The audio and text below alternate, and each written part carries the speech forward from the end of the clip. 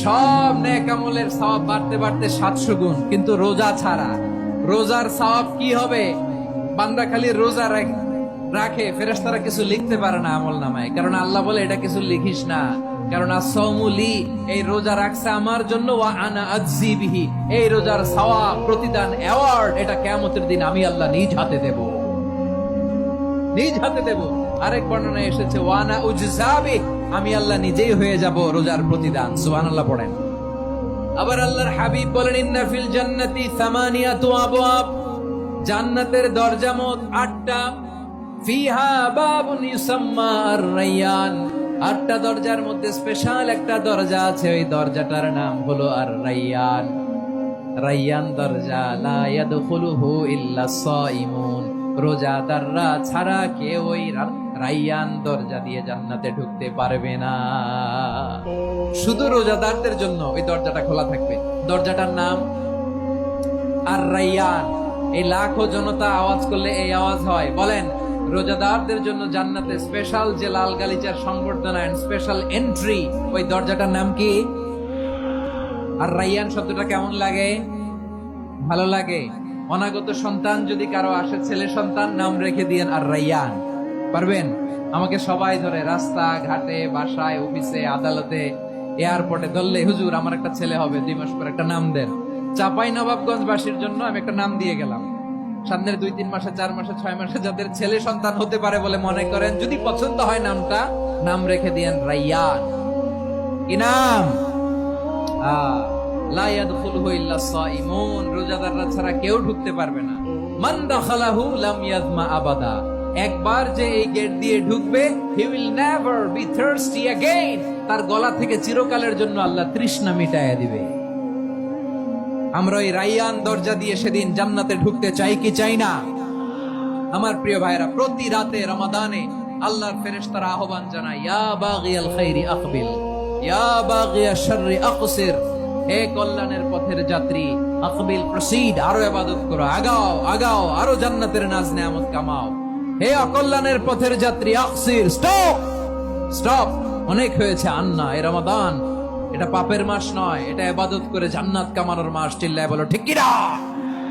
ওয়ালিল্লাহি উতাকাউ মিনান নার ওয়া যালিকা কুল্লা লাইলা, প্রতি রাতে, রমাদানের প্রতি রাতে আল্লাহ তাআলা এরকম লাখো বনি আদমকে maaf করে দেওয়ার ঘোষণা দেয়, নাজাতের ঘোষণা দেয়।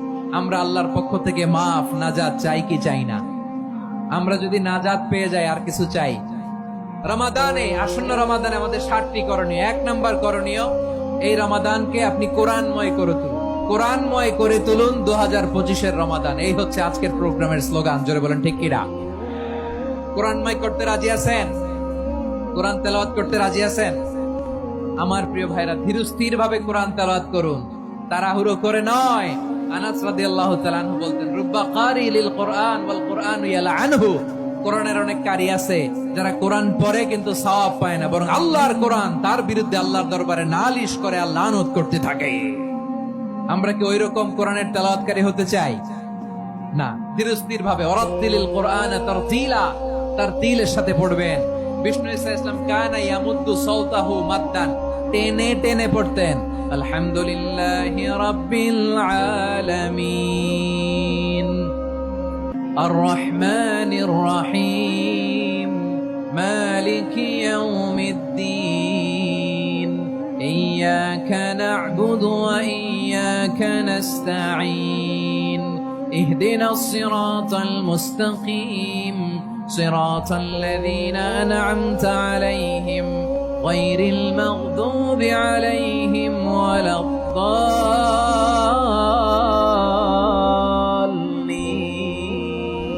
পড়েন আমিন। কানা ইয়ামুদ্দু সাওতাহু মাদ্দান, টেনে টেনে পড়তেন।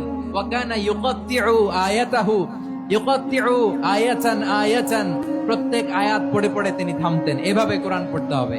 আমাদের অনেক মা বোনেরা, আজকের এই চাপাই নবাবগঞ্জের প্রোগ্রামের অনেকগুলো মহিলা প্যান্ডেল আমি ল্যান্ডিং করার সময় দেখেছি।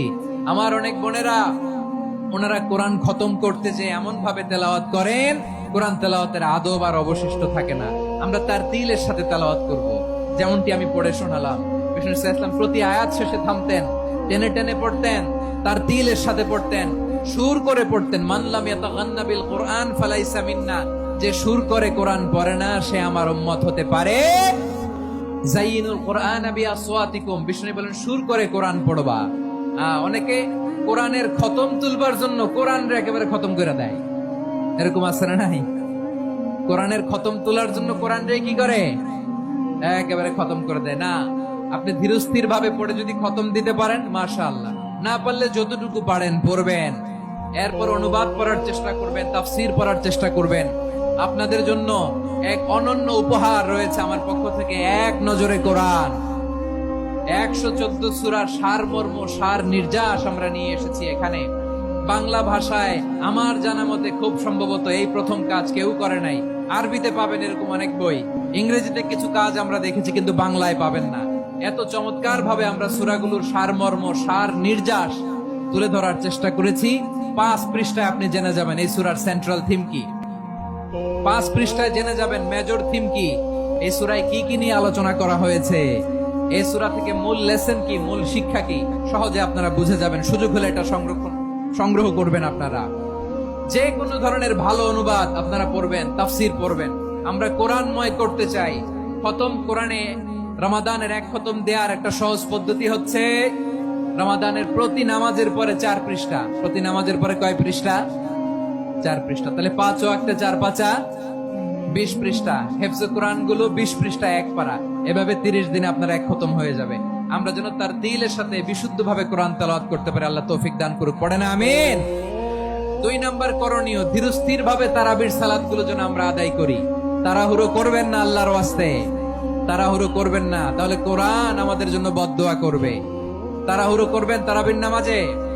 তারাবির নামাজ সালাতুত তারাবিহ মানে বিশ্রামের নামাজ, আর আমরা পড়ি সালাতুল কিতার, রেলগাড়ির মতো নামাজ। চিল্লায় বলেন ঠিক কিনা?